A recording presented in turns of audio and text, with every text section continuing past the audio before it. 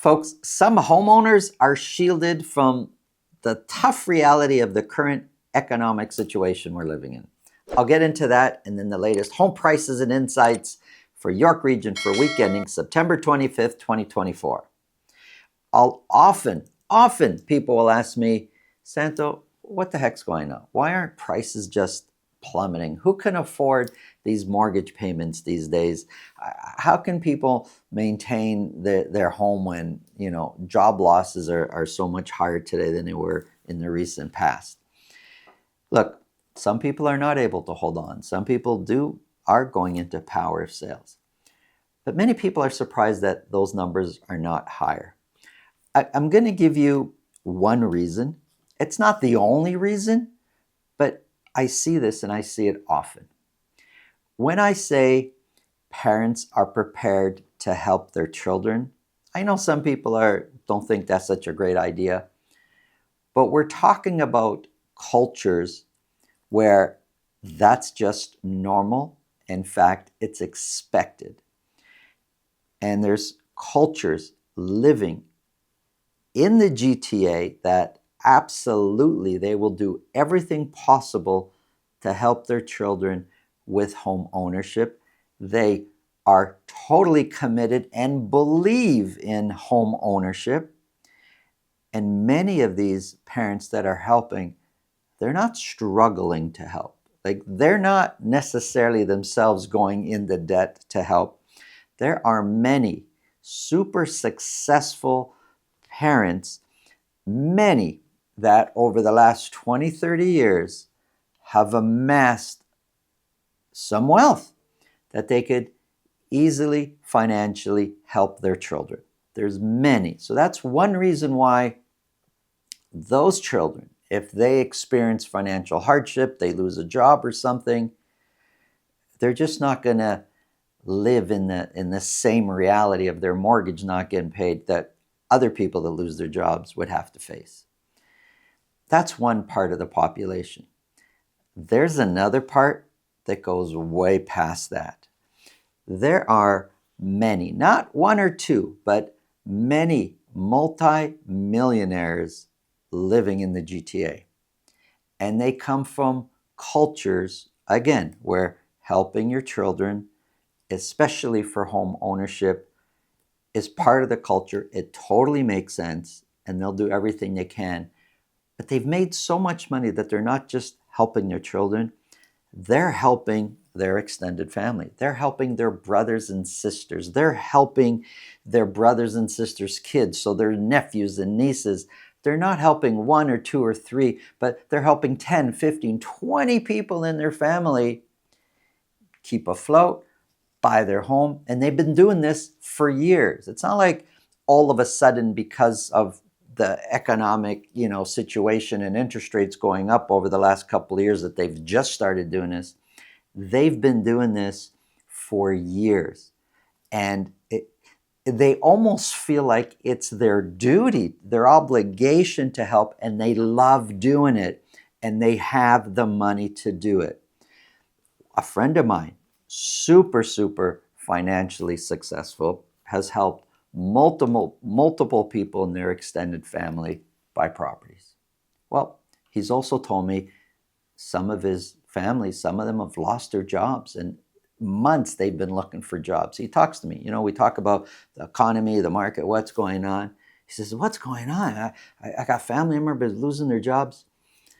Those people, though, that are losing their jobs, that are looking for work in his family, there's never a worry about the mortgages not being paid. The mortgage always gets paid.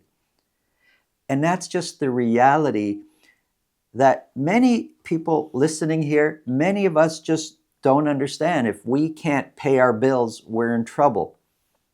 There's a whole sector of the population that have somebody else propping them up, helping them, shielding them, protecting them. And the person doing that is happy to do it. It's not an obligation. It's part of their culture. So it's not the only reason that maybe prices aren't plummeting, but it's definitely a factor, because each of these people that now have this property, that mortgage gets paid no matter what, These are properties that are not going on the market. These are properties that don't have to be sold, quickly at a loss. It's just part of the market of the GTA. This is what we see out there. If you think this video can help somebody please pass it along. If you get value from what we're talking about, subscribe. If you want to speak with me about your real estate situation, selling, buying, it's really simple. There's a link up here to my calendar, another one below this video in the description. Click on that, book a time that's convenient for you, and we'll talk about whatever's on your mind. Now, let's get into the numbers.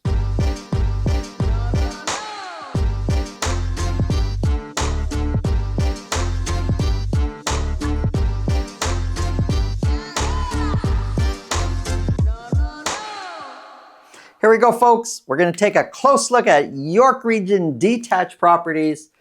We're focused on, for York Region, Vaughan, Richmond Hill, and Markham. Again, this is just for detached properties for week ending September 25th. I've got 3 months on the board here. Prices are pretty close between those three cities. We're going to start off with Vaughan for week ending September 25th. Now, just understanding seasonality trends, we're in the fall market right now. We're in the third full week of the fall market.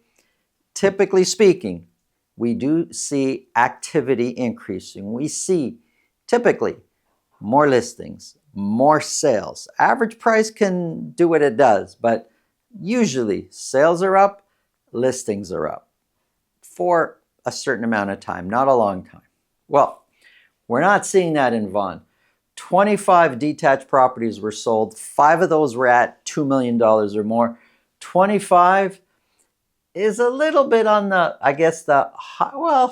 maybe we are seeing it. 25 is a bit on the higher side of where sales are since June. If we look at the end of June where we sold 25, it's one of the higher weeks. So maybe I'm wrong in what I just said, and maybe that's what we're seeing right now, that sales a little bit higher. Average sold price came way down from the previous week. We're now at $1,690,000.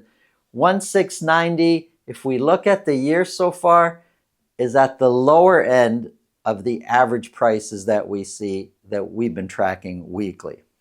1,690 is 6% higher than where the price was a year ago. The median price is 3% lower. The dotted line, that's a 4-week moving average.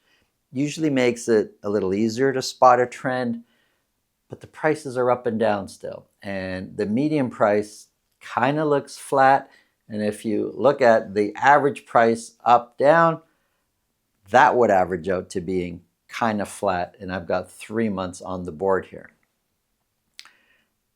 25 were sold, 28% sold at list price or more. Listings, this is very typical what we're seeing here in different parts of the GTA. So listings shot up the first full week in the fall market, and now each week after, listings are kind of tapering off. So 84 detached properties were listed, and active listings, we are seeing an increase trending up for active listings. Months of inventory sitting at 5 months of inventory, right at the border of what we would consider a balanced market and a buyer's market on the other side of 5 months of inventory. Richmond Hill, 15 detached properties were sold. It's only slightly, but sales each week are trending down now. But we're talking 3 weeks, the fall market. So 15 were sold. 4 of those were at $2 million or more. Average sold price is $1,767,000. And if you look at the year, 1,767 is at the lower spectrum of the average price. Compared to last year, 1,767 is 13% lower year over year. The median price is 19% lower. And since August, average prices, and I'm looking at the dotted line now, the 4-week moving average, prices are trending down in Richmond Hill. 15 were sold, but still 40% sold at list price or more. That doesn't always mean lots of competition. It may mean a seller has reduced their price to where it sells quickly. Listings, again, very typical. Listings shot up and now they're coming down. Active listings is increasing. Very typical of lots of different parts of the GTA right now. Months of inventory way up there at 7.4 months of inventory. Here's Markham. Markham kind of following, as far as sales go, the similar pattern to Vaughan. And I don't mean just for the 1 or 2 weeks, but going back to May, the spring market, 25 detached properties were sold, which is kind of at the upper limit of weekly sales we've been having since the beginning of May. 4 of those properties were at $2 million or more. Average sold price, $1,671,000, just $2,000 off from where we were the previous week. 1,671 is 10% lower than where we were this time a year ago. The median price is 4% lower. Average prices and median price kind of look like they're trending down, although median price is more of a flat line. 25 were sold, 60%. That percentage almost doubled from the previous week. 60% sold at list price or more. Listings, here's the pattern again. Listings are dropping. Active listings is increasing. Months of inventory sitting almost in the middle of a balanced market, sitting at 3.8 months of inventory. Here's a quick summary. Pretty much a balanced market or a buyer's market, depending on the neighborhood, depending on the price point, depending on the property type. You're going to experience different types of markets out there. Thanks for watching. Have an awesome day.